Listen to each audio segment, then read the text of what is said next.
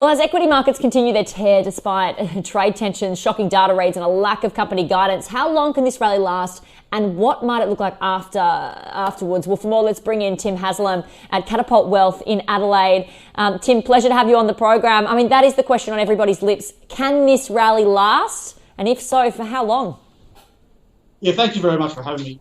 Look, I think one of the major concerns we have about this current is it's much too soon. This global health crisis only really just started. And we haven't seen very much macroeconomic data. I mean, we've seen unemployment numbers come out in Australia. We'd like to see GDP numbers. We'd like to see the IMF forecast. But, I mean, our major concerns is with the coronavirus itself, there's a lot of optimism around a vaccine. Generally, vaccines take 3 to 5 years to develop. Then you have to mass produce it and distribute it globally.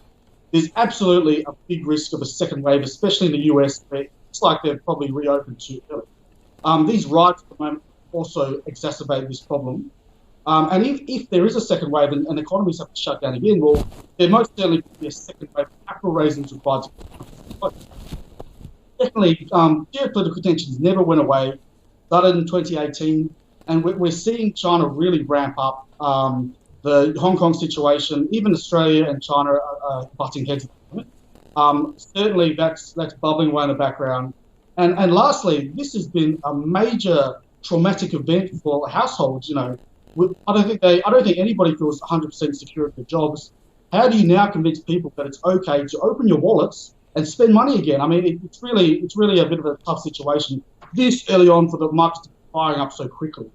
And that it is really all about that, because we need to see that consumption driving economies which drive that growth and lead to this recovery. So it doesn't seem like the markets are really discounting any of these risk factors that you mentioned when it comes to pricing these future earnings and the future health of these economies.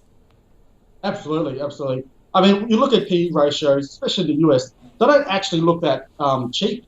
Especially when you look at the US index. I mean, the Nasdaq's actually up for the last 12 months. The US rally has been just pushed up, always fed cheap money.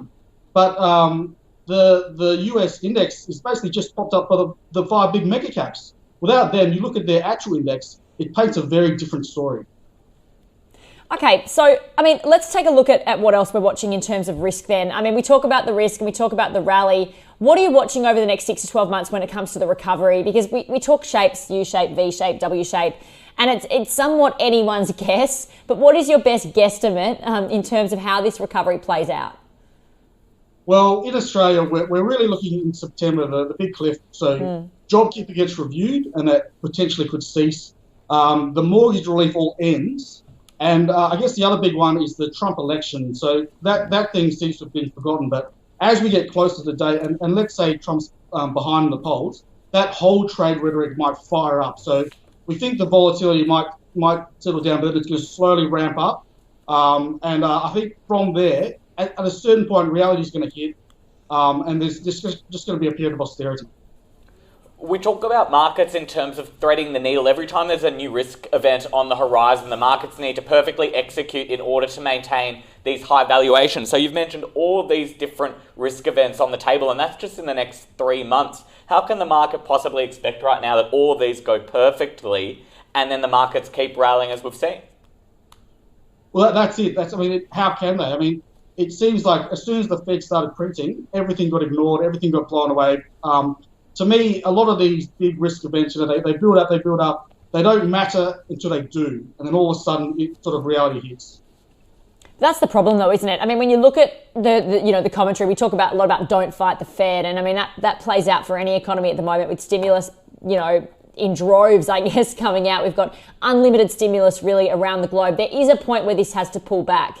I mean, do we need to think about that right now in terms of when you say, you don't have to worry until you do? When do you start getting concerned about, I guess, what's happening in the future with the pullback of this stimulus, even though it could be a number of years off? Well, I think when you think about government stimulus, the central banks have to keep accommodative policy. They have no choice. So at least probably for the next couple of years, they have to continue to keep interest rates low and all that stuff. But I think at a certain point, as more earnings numbers come out, as more macro data comes out, then you can really get a better picture. Because without GDP numbers in Australia, we're just guessing. And at the moment, it's a very optimistic guess, which is great.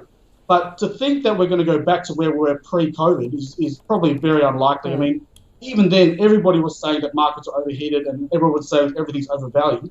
So a full-on recovery is just very unlikely at this point. I mean, we call it the Fed put when we look at the US, and we maybe have slightly less of an impact here at home, but we've got the RBA monetary policy that can essentially be a bit of an absorb shocker. We've got the banks who have been described by Philip Lowe as absorb shockers. And then, of course, we've got the ability to print more money as and when needed. So with all these absorb shockers there, is this why people are unwilling right now to fully price in all these risk events? Yeah, potentially. I mean, I think one of the things is we have some of the strongest banks in the world. Pre-GFC, we had to have unquestionably strong capital ratios.